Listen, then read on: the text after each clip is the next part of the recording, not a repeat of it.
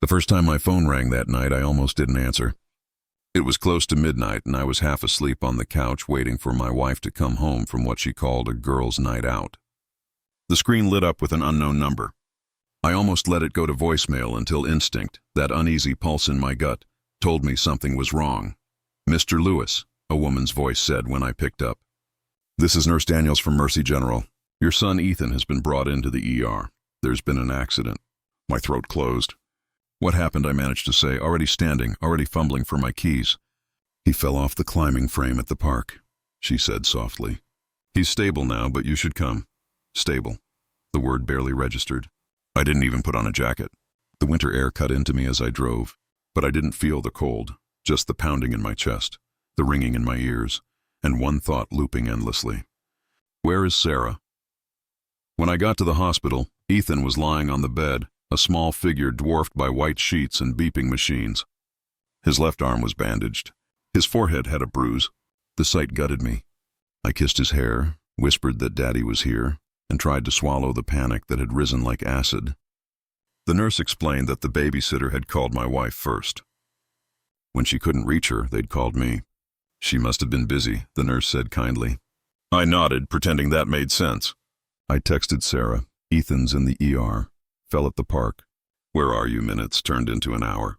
No reply. Around 1 a.m., she finally called. Her voice was shaky but calm. Too calm. "Oh my God, I'm so sorry." My phone was on silent. "I just saw your message." "Is he okay? Come here," I said flatly. "Now." When she arrived, she smelled faintly of perfume and something else. Cologne that wasn't mine. Her lipstick was smudged. She tried to rush to Ethan's side, but I stepped between them. "Where were you?" I asked. "I told you. With Kelly," she said quickly. "We went for drinks after work." "Which bar?" Her eyes flickered. The smallest hesitation, but I caught it. "The Blue Lantern." I nodded slowly. "Funny. Kelly texted me back when I asked where you were. She said she hadn't seen you all week." The color drained from her face. That's when she realized the game was over. For a moment, neither of us spoke. The hospital hum filled the silence, the monitors, the wheels of carts, the distant echo of someone crying down the hall. Then she whispered, "It's not what you think." "Then tell me what it is," I said. "Because right now it looks like you were out with someone while our son was bleeding in a hospital bed." She didn't answer. Her eyes welled up, but I'd stopped believing in her tears a long time ago. We stayed there until morning. Ethan woke up crying, confused, and I held him, promising everything would be okay, even though I didn't believe it myself.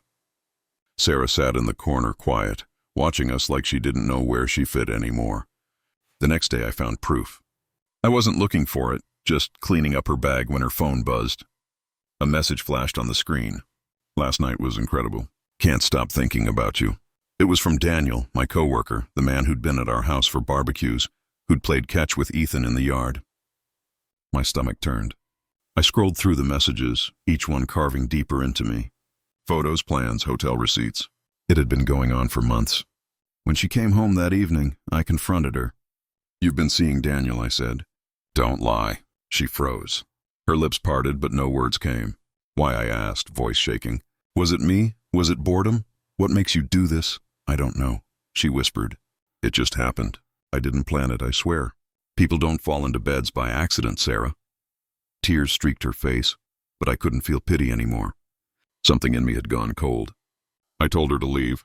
She begged to stay for Ethan's sake, for forgiveness, but I couldn't look at her without seeing every lie replaying in her smile. Over the next week, I tried to focus on Ethan's recovery, but the betrayal followed me like a shadow. My best friend, my wife. Every memory between us now felt contaminated. Then one night, as I tucked Ethan into bed, he asked softly, "Daddy, why is Mommy crying all the time?" I didn't know how to answer. "Because grown-ups make mistakes," I said. "And sometimes those mistakes hurt the people they love." He nodded sleepily, not understanding. And that broke me more than anything. That's when I decided what I'd do. Daniel had a wife, Melissa, a kind woman, quiet, always polite. When we met, I reached out to her, told her everything, sent her screenshots. She didn't scream or curse. She just whispered, "Thank you for telling me." 2 days later, I got a message from her. "You should check Daniel's office email tomorrow morning." When I did, I saw it. A forwarded chain sent to the entire management team. Every text, every photo, Every incriminating word between Sarah and Daniel exposed for everyone to see. By noon, Daniel was gone, fired, humiliated. When Sarah called me, her voice was trembling. "How could you? You ruined his life." "No, Sarah," I said quietly. "You did." She hung up crying.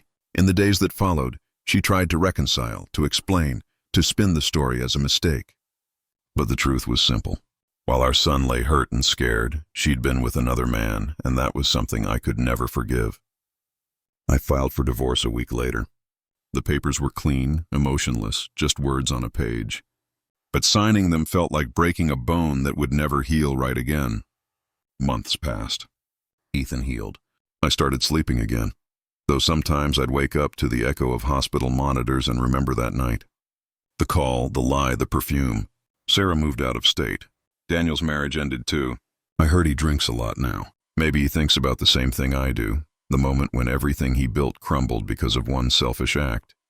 Last Christmas, Ethan and I decorated the tree together. He hung a small star at the top and turned to me, grinning. "Looks perfect, Dad." I smiled, though a part of me still carried the ache. "Yeah," I said, "it does." And in that quiet, glowing room, I realized revenge hadn't healed me. Truth had. I finally stopped loving the woman who destroyed me and started being the man my son needed instead.